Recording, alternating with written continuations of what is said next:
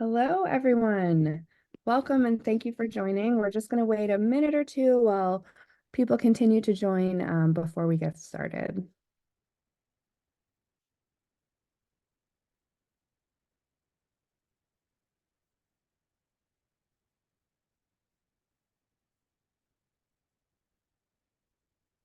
Hi there, everyone. We're just waiting a minute or two as people continue to join before we get started. So just sit tight for a minute. Thanks.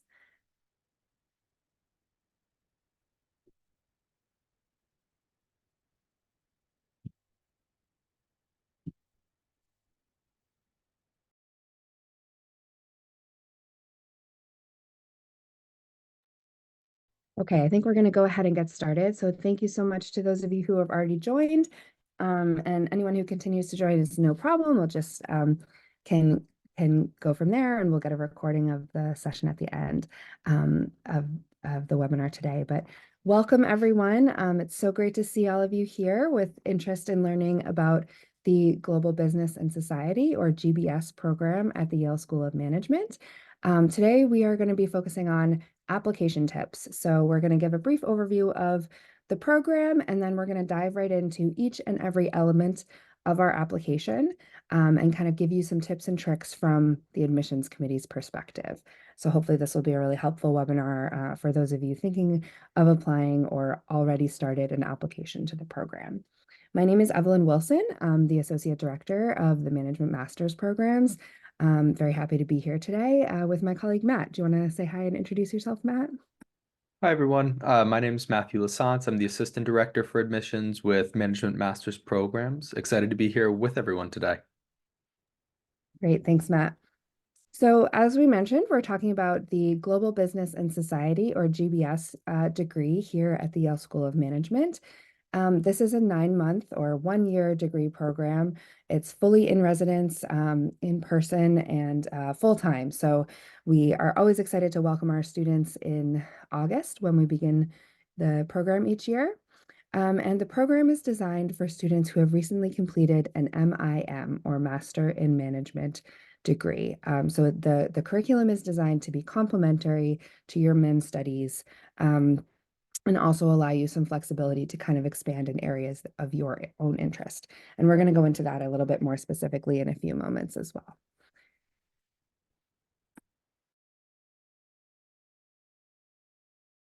Excuse me. Okay. So the mission of Yale School of Management is to educate leaders for business and society. And this is definitely something that we take really seriously, and we try and have present in every element of life at Yale School of Management.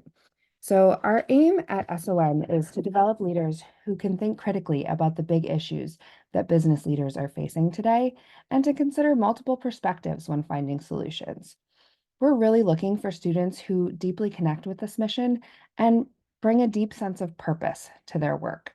So that makes SOM a really unique environment where you can connect with and mix with people who are really doing amazing work across all disciplines and share this sense of purpose that you do in your work as well. I'm now going to hand over to my colleague, Matt, to talk a little bit more about the opportunities that the program brings, a quick look at the curriculum, and then a look through the application process as well. Thanks, Matt. Thanks, Evelyn. So what are some of the opportunities afforded to students, or what comes with this GBS opportunity? So two of the great aspects of this program are the ability to really dive deep into topics that you're interested in that maybe your MIM degree just didn't totally hit. Maybe your degree was focused on management and you've been focused on business, but you want to get a little bit more sustainability knowledge or background, or you want to take a few classes in law. You have the ability to really dive deep into those topics and explore those and find out how that's going to relate or help your future career goals. On the other side of things, you also have a lot of breadth and the ability to take a lot of different classes that are going to help maybe your soft skills a little bit more and really shore up all those pieces that are going to round you out and make you feel ready to go and ready to enter the workforce. With that, some of the other benefits. two networks and two brands. So you have your MIM school network and brand, of course, and now you have access to the Yale network as well as Yale's brand. On top of that, global careers. I think many schools that we see students from are international schools. So this is a great way to add Yale to your resume. You've got that MIM school that oftentimes students have done outside of their home country, and you have both of those accessible to you with the networks and the branding behind you to really go out in the world and, you know, do your best to set yourself up for a global career. And then finally, as Evelyn mentioned, a community of purpose. We really do believe in that mission to educate leaders for business and society. And it's something that starts at the top and goes all the way down to the students. I think no matter who you ask, everyone truly wants to help society grow and take that step forward, just the same as they want to help businesses grow and continue to do their best to help society.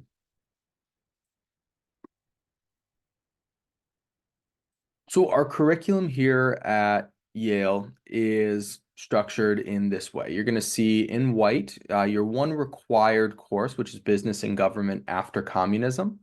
Then you'll see in yellow, you have 16 units of advanced management courses. So those courses can be selected from 18 different advanced management courses, and you're going to see, I believe, all 18 of those courses listed there. Business ethics, consumer behavior, policy modeling, just some of the more popular ones that students really have enjoyed. And then in blue, you're going to see some of the opportunity to dive into those electives or get that breadth or depth that you're really interested in.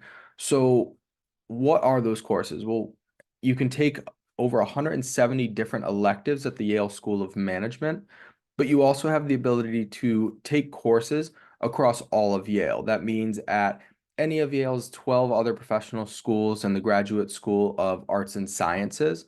So you really have the ability to design your curriculum around your interests, your passions, and what you're hopefully looking to do in the near future.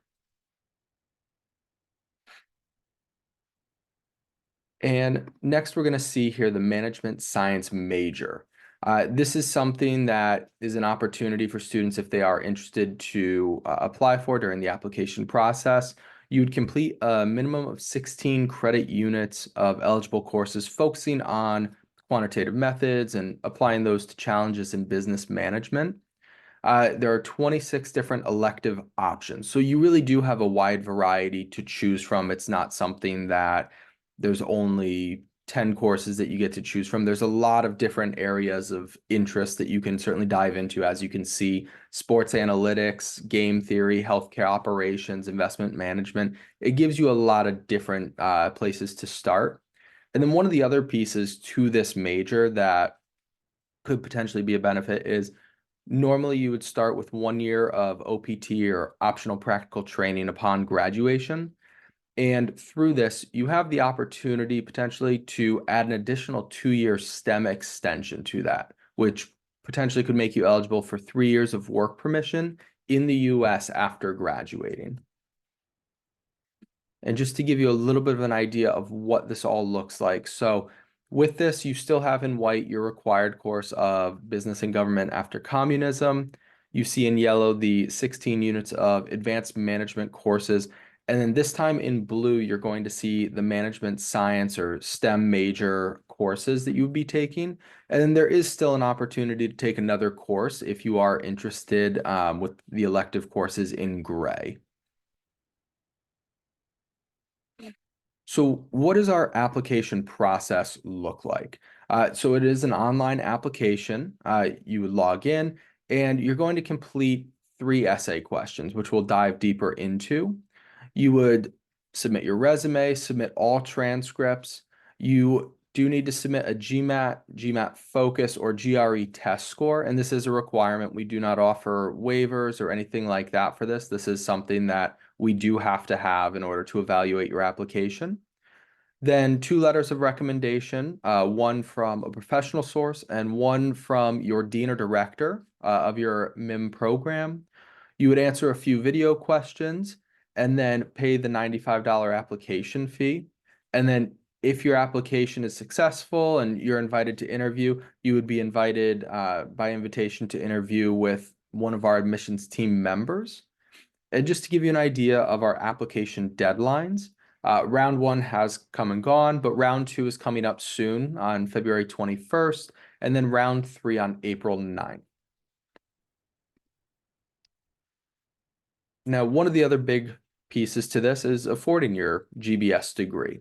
And just to give you an idea of kind of the costs that you'd be looking at, so tuition and fees for the upcoming year is about $85,400, with living expenses being around $32,116. And we do understand that is a big investment, but it's an investment in your career and future. We do have a number of different funding options or ways, though, to get a little bit of funding to kind of help you afford that. So with this, once you submit your application and if you are admitted, you're automatically considered for merit-based scholarships with no additional documentation required. Then on top of that, there are other scholarship opportunities you can look into, international student loans, and we do work with a few providers, and then on-campus student employment opportunities if you do need a little bit more funding to kind of help you afford and make the GBS degree possible. So I'm going to hand it back over to Evelyn here. Great, thanks, Matt. So we're going to be leaving some time at the end of this presentation for live Q&A. So if anyone still has any additional questions that we haven't covered by the end of the presentation, please feel free to use the Q&A feature in the webinar to ask those questions, and we'll address them at the end. But for now, hold on to your questions. We're going to walk through each element of the application in a little bit more detail and give you some of our words of wisdom for each of those sections. And then again, we'll save time at the end for questions. So with that, let's take a look at the first element of the application, which are the essay questions. So as Matt mentioned, there are 3 essay questions, and they're pretty short. They're about 250 to 300 words each. So make sure that when you're writing them, you kind of stick to the point, don't go off on tangents, because you really don't have space to do that in just a 300-word essay. So let's take a look at each of these essay questions now. The first one reads, Yale SOM's mission statement is to educate leaders for business and society. How will the GBS program improve your impact in society? So obviously, this is a real opportunity for you to connect with our mission statement. As we mentioned, we're really looking for students who have this deep sense of purpose in their work, or who really connect with this mission statement in a personal way. So this is your opportunity to share that with us. What does this mission statement mean to you, and how do you connect with it? Share with us your reasoning for applying to the GBS program. Why does this make sense for you? Connect the dots for us between your MIM, the GBS program, and the mission, and how this all kind of ties together for you. Number 2, how do you think artificial intelligence will affect the way we conduct business? How will it affect your role personally and the way you approach your work? So for this one, there's not really a specific answer that we're looking for here, but this is kind of an opportunity for you to reflect and consider how you think the business world is going to be evolving with the addition of artificial intelligence kind of getting more and more present in the working world. Also share with us a little bit, excuse me, share with us a little bit about your goals moving forward and how you think this type of role will be evolving. And if you can connect it back to the mission, that's great as well. Number 3, what were your short and long-term goals when you started your master's degree? And how will the GBS program influence or change these goals? So of course, this question is asking specifically about your goals. So make sure that you're clear about what your short-term and your long-term goals are. And then again, use this as an opportunity to connect the dots. Tell us what you're passionate about. Why does the GBS program make sense for you? Are there gaps in your skill set that you're looking to fill? Or is there an interest area that you're really looking to dive into while you're here taking the GBS program? Share with us why this program is the right one for you, and why you need the GBS program to achieve the goals that you're talking about. Just a couple of general general tips from the admissions committee as well. Make sure that you're proofreading your work. Spell check doesn't always catch everything. And so you want to make sure that you're spending some time proofreading. As I mentioned earlier as well, try not to go off on tangents. Stick to the point and make sure that you're just talking about or addressing the question that was asked. And finally, make sure that it all kind of ties together and use your authentic voice as well. Make sure that you're being true to who you are and showing us who you are through these essay questions. Okay, transcripts. So we require transcripts from each degree granting institution that you have attended. So sometimes people might have been on exchange or they might have transferred credits from one institution to another and during their undergrad. That's all fine, but we want to see all of those transcripts so that we can really assess your academic history and also your ability to thrive in the GBS program. Sorry, excuse me. Include transcripts from your Master in Management program, even if it's still in progress. We understand that you're applying partway through the year, and that's okay. If you can send us any grades that you already have, that's perfect. But if even if you're still, obviously taking certain courses and you don't have grades for them yet, that's okay as well. Unofficial transcripts are going to be fine until enrollment. So really what we're looking for are the name of the institution, your name on the transcript, evidence of successful completion of the program or of the courses that you've taken so far. So course titles and grades for those courses. And please make sure that it's in English as well. You can have any transcripts translated and notarized so that the admissions committee can properly assess them in English. Okay, and now Matt and I are going to kind of hand back and forth a little bit. So I'm going to hand this back to Matt to talk about test scores. Thanks, Evelyn. So test scores. So as I mentioned, we do require a GMAT, GRE, or GMAT focused test score. And this is something that there are no waivers for it. There are no exceptions for it. We do require this as a part of our application. And one of the big things too is if you didn't take the exam prior to getting into your MIM program, there's still plenty of time to take the GMAT, GRE, GMAT Focus edition before applying. As I mentioned, our deadlines are, round 2 might be a little bit tight, but round 3 is certainly something, if you are interested, that you would be able to take it prior to that. And the test scores are a good opportunity to show the committee you are capable of success in our curriculum, using something recent to help us understand your skill sets and abilities. And one of the big things too is please make sure that, once you've completed the test, you can submit sort of a screenshot of the test score on the website, but then please have your test scores sent to the GBS program. You can find our test ID numbers and all of that on our website. We don't require TOEFL. We don't require any English language testing or anything like that, but we do require this, and this is, again, a test that we can't make exceptions for. There are no waivers for. Now, looking at your resume. So it's a snapshot of really your professional experience. We typically tend to like them being about 1 to 2 pages maximum in length. You can actually find a template on our website. And we really appreciate if you include all of your work experience to date and kind of tell us a little bit about it. So make sure that it's in order. Make sure that there's some details of what you did, what you might have accomplished there. If it's a smaller company or a foreign company, potentially add a note or something in there just to kind of explain what it is so that when we read your resume and then look at your career goals and some of that, we can kind of see the path that you're looking to take. And then one of the other big notes, include activities that might be important to you. We look at these things holistically, so we really like to see what extracurriculars have you been doing. Are you someone that did you volunteer? Are you a part of case competitions? Did you do research? All of those sorts of things help us evaluate you and just give us a little bit more of a snapshot of who you are, what you're interested in, maybe why you're interested in the program. And then I do want to mention that we do require proof of employment. So this could be pay stubs, a thank you certificate or an internship certificate. documents showing the contract that you might have signed.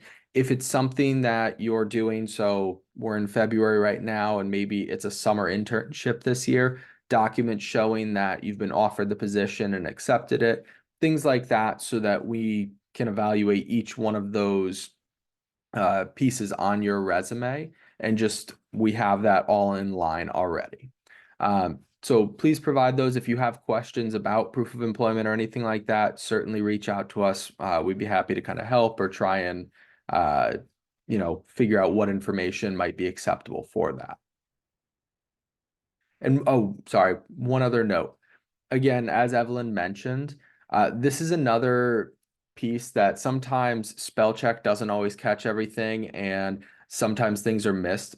Please double check spelling, double check that things are in order, you have the right dates, all of that sort of stuff, because oftentimes the resume can be something that something gets missed or something gets overlooked, and we do notice those things. So just keep that in mind when submitting. Don't just submit last year's resume.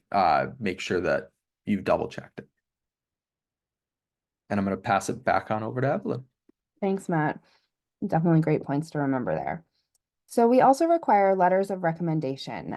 So the first one is a professional letter of recommendation. So this should really come from a current or a previous supervisor of a recent work experience that you've had. Choose somebody who can really speak to your character, your performance, and your potential. So titles here are really less important. The main thing that we're looking for is somebody who knows you well and can really tell us what it was like working with you. And maybe share some stories with us about working together with you. Remember to request this well in advance. Recommenders are usually really busy people, and we need to have your recommendation letters submitted by the application deadline in order for us to be able to review your application. So we need a complete file before we're able to start reading. So really make sure that you give your recommenders plenty of time.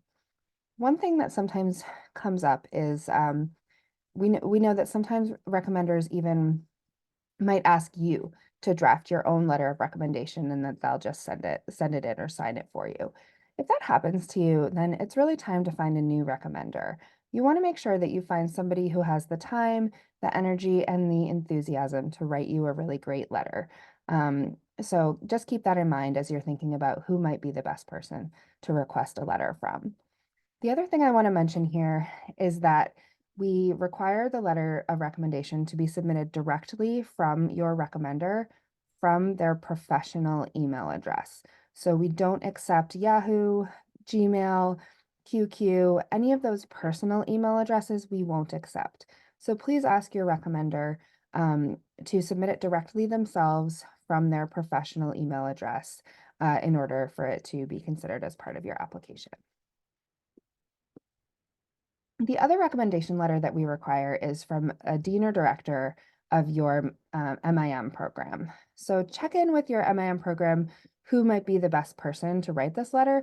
It's usually your program director, not really the dean of your school, but they're probably going to be the best person to ask. Your program team will be the best person to ask who this person might be. Again, request this letter well in advance. These are busy people, and we want to make sure that they have ample time to be able to have your application complete and submitted by the deadline. And what we're really looking for in this recommendation letter is to be a character reference, to let us know that you participated in the program, you did well, and that you were a good citizen of the school is really what we're looking for. There's no real format here that we follow or anything like that, but we're really just kind of looking to make sure that you completed the program and that you were in good standing while you were there. Okay, I'm going to pass it back to Matt to talk about the video questions. Video question. So once you've kind of completed your application and you've paid the $95 application fee, you would then receive a link to complete video questions. And usually it comes within 24 hours. So just be patient if you don't get it right away. It should be on its way. If you don't see anything within about, I would say within 24 to 48 hours, then I would reach out and just let us know, and we can work with you to get that rectified. but once you pay, it becomes available. It's 3 video questions, and you'll answer them all in one sitting. There are no retakes necessary. It usually takes less than 10 minutes to complete the 3 video questions. And we use this as a way to kind of evaluate your communication skills and thinking a little bit.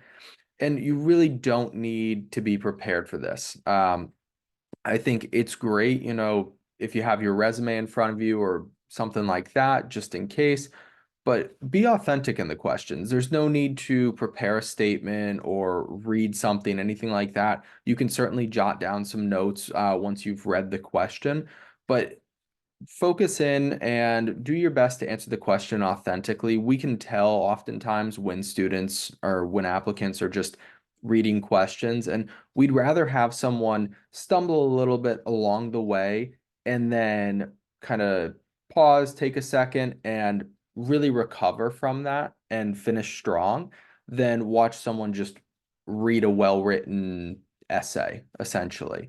So definitely something to note there is just be authentic. Don't read a prepared statement. Take notes, have your resume there. All of those things are absolutely fine. Just don't be reading right off of it into the camera. And please make sure your camera is on and pointing towards you. We've had a few times where we just see the top of people's heads, and we'd love to see you in those questions.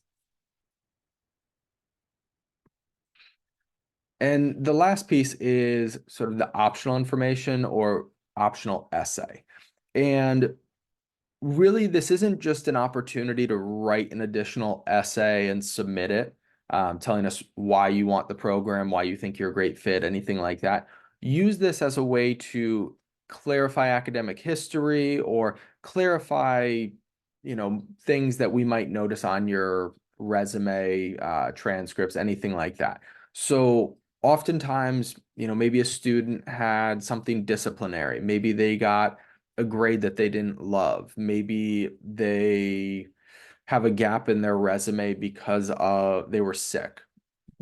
Things like that happen. We absolutely understand. Use this essay as an opportunity to explain what happened, what the cause and effect were, and then maybe how you've learned from it and worked forward from it. And really use this for that ability to kind of reshape it into, okay, this happened and this is what I did to fix it. And this is how I've moved forward from it and grown from it. And it's a great way for us to kind of see that and feel a little bit better with understanding those gaps or those things in your past.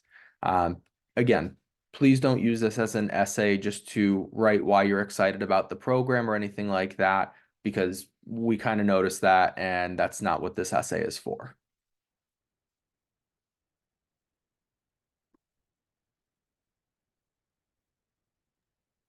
Okay, as promised, we are going to leave some time for questions and answers now. So please use the Q&A feature to ask any questions that you might have, and Matt and I will do our best to address them live. Let's see. So one person is asking about if the dean's letter is mandatory. So yes, we do require a letter from your school, but it's probably not going to be from your actual dean.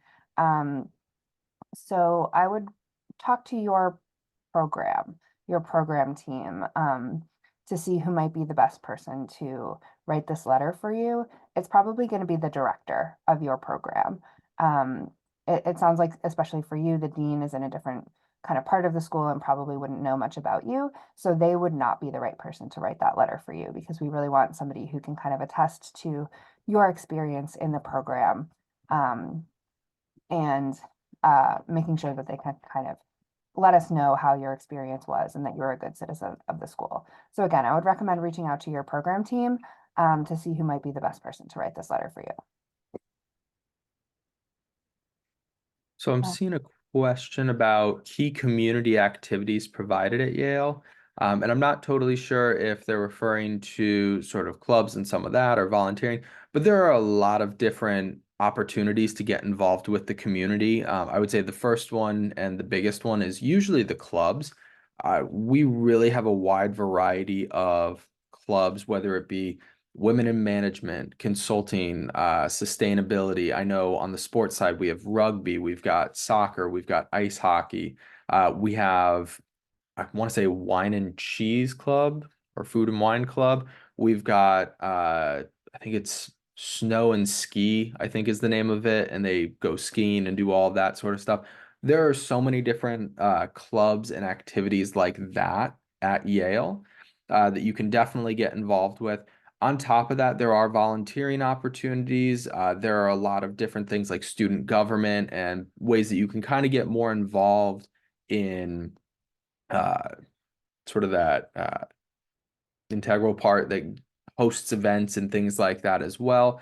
And you can also get involved. I know a lot of our students enjoy going to the different sporting events across campus and different things, case competitions.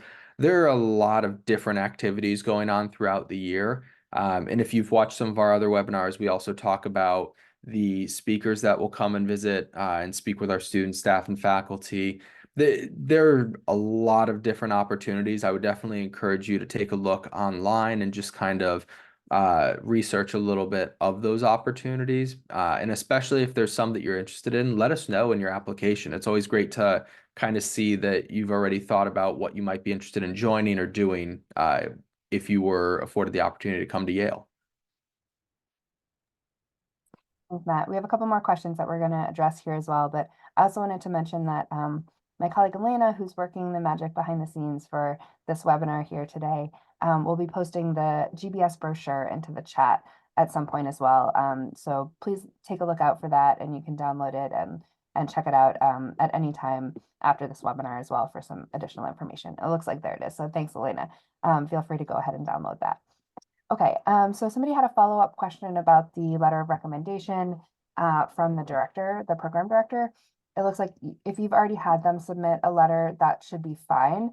I would say email our inbox at gbs@yale.edu, and we can look into your case specifically, but most likely you will have already satisfied the requirement for the dean or director letter, and we can check that off your checklist.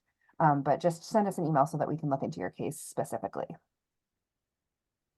I'm seeing, could they provide provisional transcripts if the original is not made ready by the school at the time of the application? So yes, we can take unofficial transcripts at the time of the application. We do need them if admitted to the program, then we would need to see those official transcripts kind of whenever they're ready.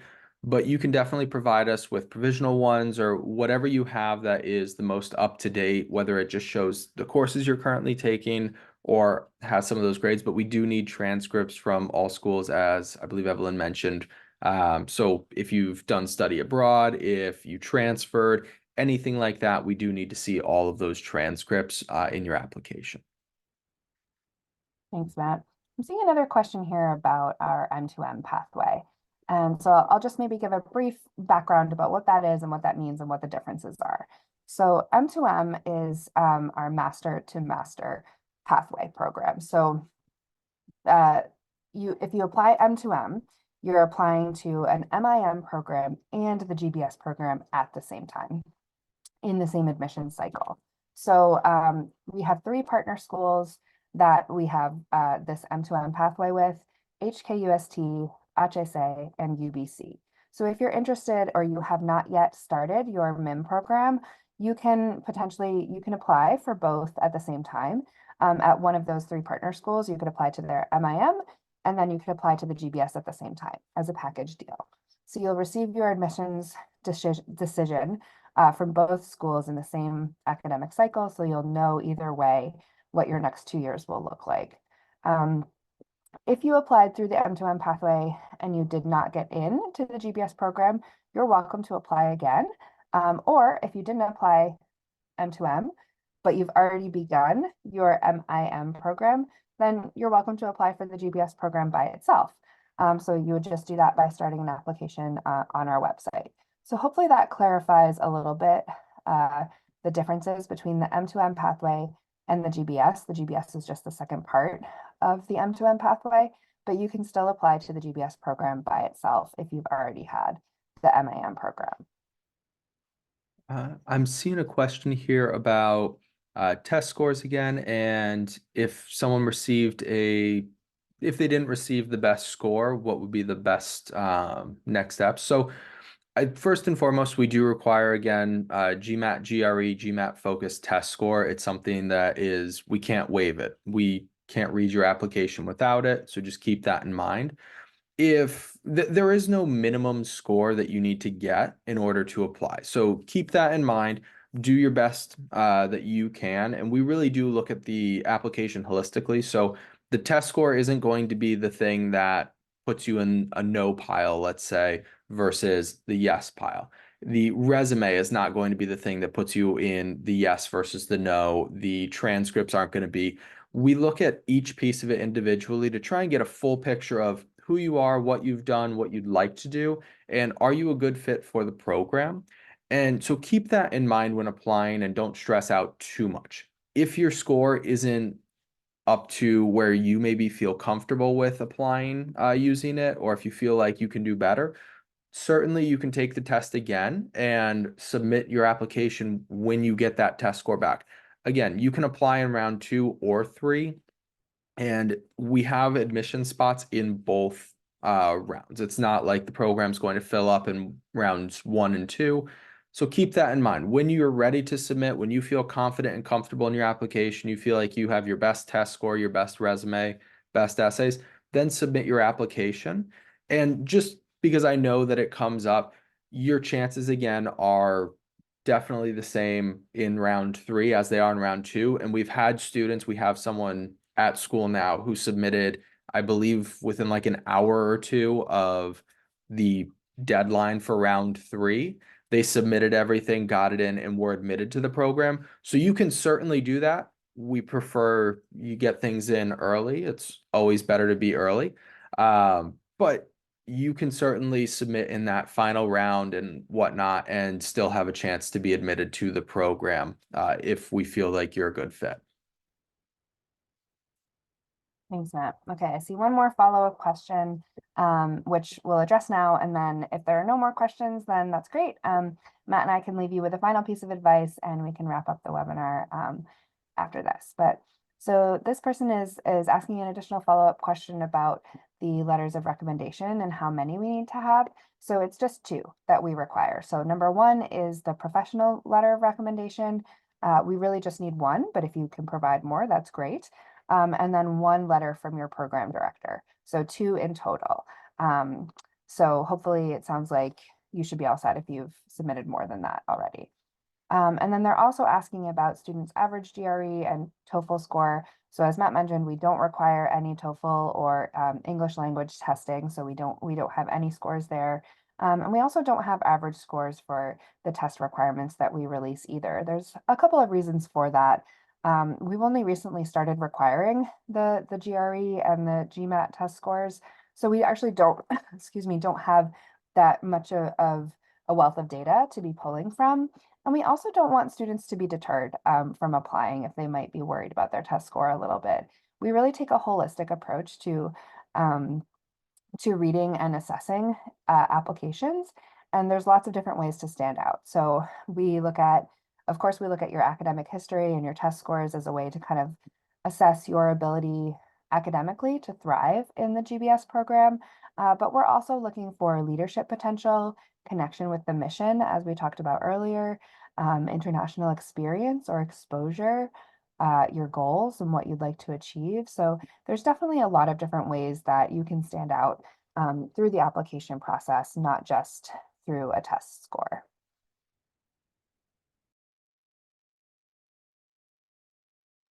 Okay, one more question here about the recommendation letters. Should it be from industry, professional career?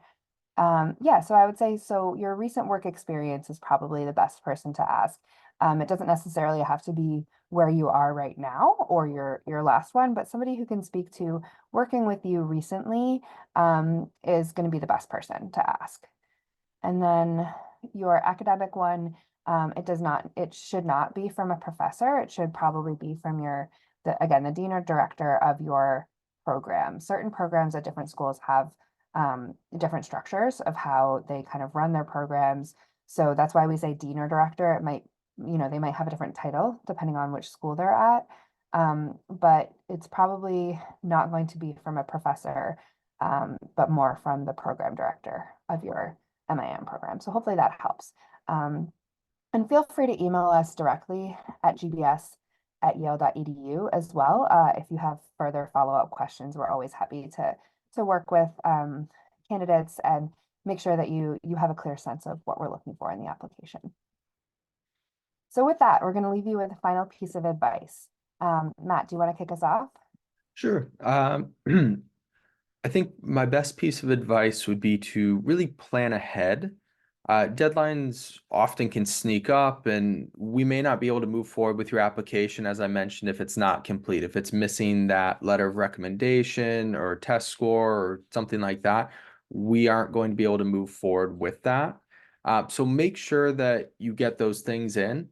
With that, I would also say it kind of goes the same for asking for letters of recommendation. It does take a little time for those people to write up the recommendation, send it over, and do all of that. So keep that in mind. Definitely ask them in advance so they have plenty of time to write it and submit it and go through that process.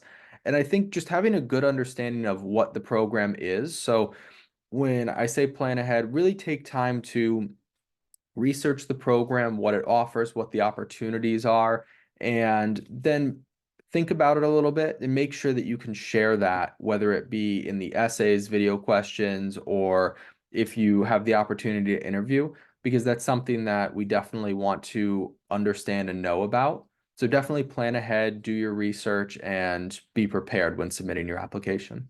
How about you, Evelyn? Yeah, thanks. Great advice, Matt. I definitely echo everything that Matt said. And in addition, I would add, I think be authentic. Make sure that you're staying true to who you are and telling us why you are unique. We definitely agree that it's good to be prepared, but also just make sure that you're using your own voice throughout and you're not just kind of telling us what you think we want to hear, but what is actually true to yourself. Um, Make sure you're connecting the dots for us. Why does this GBS program make sense for you? Why do you need it? What are you going to be gaining through this program? What skill gaps do you have that you're looking to enhance while you're here? Um, Connect those dots between your MIM program, the GBS program, and your next career move. Why does this make sense to you, and how is it going to impact or influence or help you in your next career move? So just make all of that really clear for us in your application. The other thing I think I would say is to follow the instructions carefully. Sometimes people get snagged on kind of rushing while they're preparing their application and not really reading everything carefully and following the instructions carefully. So that's another kind of no-brainer that we just like to remind people as well. So hopefully this has been helpful, kind of walking through each element of the application as you're kind of creating and crafting your application, hopefully ready for the round 2 deadline next week. This QR code is going to take you to our website. So there's lots more information there that please feel free. Excuse me. I'm recovering from a cold, so thank you for your patience as I'm trying my best not to cough through this webinar. But there's lots of additional information on our website there. And also down in the corner, you can see our email address, gbs@yale.edu. So please feel free to reach out to us at any time. We're always happy to connect with prospective students and applicants and try our best to help you with the application and make sure that you're clear on what the requirements are and answer any questions or concerns that you might have. So please feel free to reach out to us at any time. And thank you so much for joining us today. We hope this has been helpful. And we really look forward to receiving lots of great applications. Thank you so much, everyone. Enjoy the rest of your day.